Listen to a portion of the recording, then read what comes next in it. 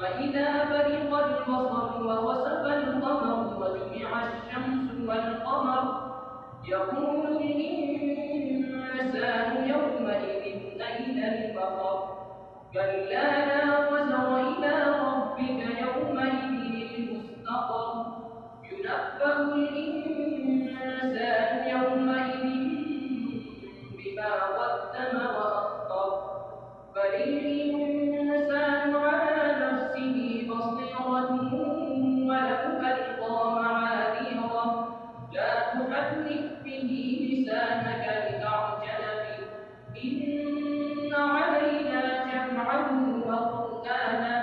فإذا قرأناه فاتبع قرآنه ثم إن علينا بيانه كلا بل تحبون العاجلة وتذرون الآخرة وجوه يومئذ ناظرة إلى ربها ناظرة ووجوه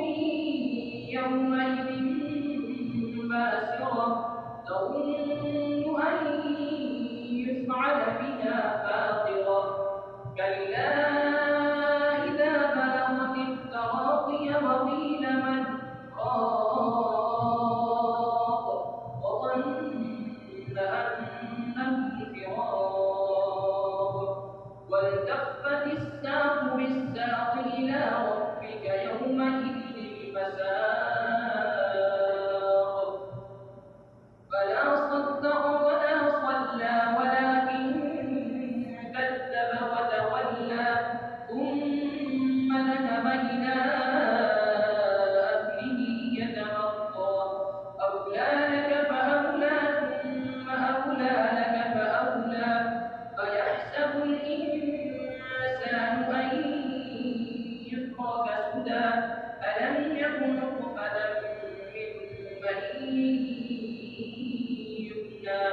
ثم كان علقة فخلق فسوى فجعل منه الزوجين الذكر والأنثى أليس ذلك بقادر على أن